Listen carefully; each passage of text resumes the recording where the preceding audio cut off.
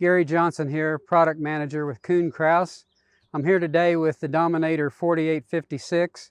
I'd like to talk to you just a little bit about some of the things that we discuss in our Quick Start Guide. Hopefully a lot of you are familiar with the Quick Start Guides that we're supplying with the products today. Normally you're going to find it right here in the manual case where we mount on each machine.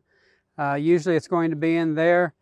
Or if you want to, you can go to My Kuhn and download the Quick Start from My Kuhn. Or the dealer can access his dealer portal and access the Quick Start Guide for you in that manner.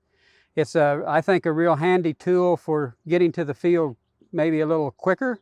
Gives you an idea of what some of the adjustments are and how that you can make those adjustments, and as I said, get into the field maybe sooner than you may have without being able to go through the guide.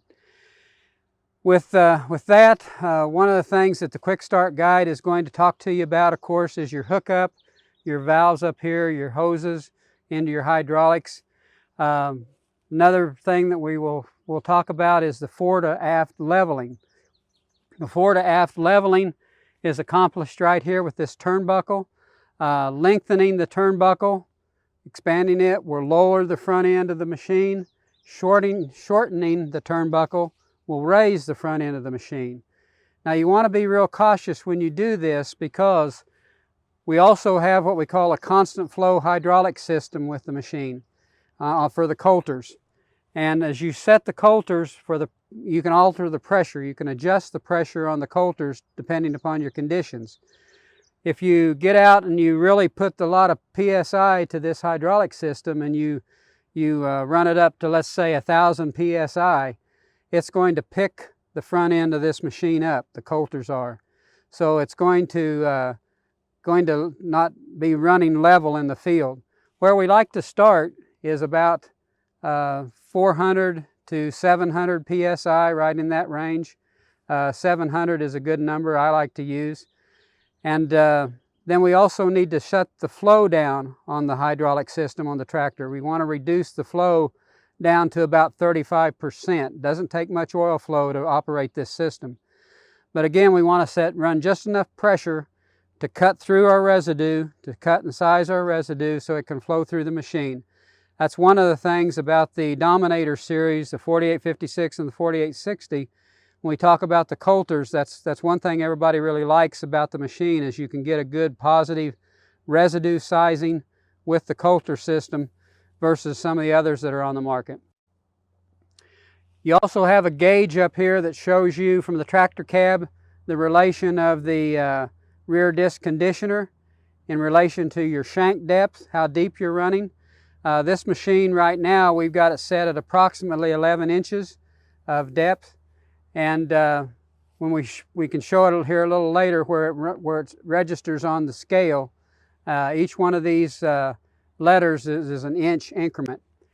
To adjust the depth, if you want to go deeper or shallower, 7 turns of the hydraulic of the crank of the hydraulic depth stop will allow you to adjust 1 inch of depth and variance. So again, 7 turns of the crank. It's very simple. We talked about running the tool level fore to aft. We also want to run the tool level side to side. So if you look at this when it's folded, you can see in the front and the rear wing hinges there are a set of shims. And the shims are there to allow you to level the wing with the center frame. You want the same number of shims on the front wing hinge as you do the rear wing hinge. You want them equally loaded. That's going to level your wing. The other thing that you want to do is you want to adjust the gauge wheel right here. It's a ratchet type adjustment, ratchet jack in there, so it's real quick and simple. But you can adjust the gauge wheel to where it's carrying just a little bit of weight on the wheel. You want that wheel turning. I go out to the field a lot of times with customers' tools, and you see you can see daylight underneath that gauge wheel. That's really not the way we want you to operate it. We want you to use it as just what it says it is, as a gauge wheel. We also, in the center section here, we have the 3,000 pound subsoil shank. And in this particular unit, in the 4856, we split between each subsoil shank. We split with a heavy-duty chisel shank is one option. Or you can option for all subsoil shanks, like you see right here in the front. Or you can option for all chisel plow shanks, like you see here in the rear. The chisel plow shank is a 1,200 pound point load shank. The subsoil shank is a 3,000 pound point load shank, and it does the majority of the work. Moving on back to the rear disc conditioner, one of the things that you might need to adjust are the turnbuckles here on the linkage, on the parallel linkage. From the factory, we like to set those at about 22.5 inches from center to center. That usually allows us to run a level frame back here on the rear disc conditioner, so you get good soil flow through the front and rear blades. If you do adjust the linkage up here, usually about 1/4 of an inch is about the maximum, about as far as we want to see you go one way or the other. If you shorten the linkage, it's going to rotate this up just a little bit on its nose or on the front bar. If you lengthen it, it's going to do just the opposite, of course. So again, full float, running them all the way down, is the way we prefer to have you start with the machine until you become more and more accustomed. The final adjustment back here is on the reels. One of the things that I want you to be sure and look at is the decal here that's on each one of the reels in the back. That allows you to determine how much pressure you're going to run on each basket, on each reel.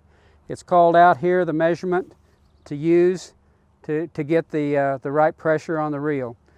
This particular unit has our hydraulic option, which can be operated in a fully engaged system or a fully raised system.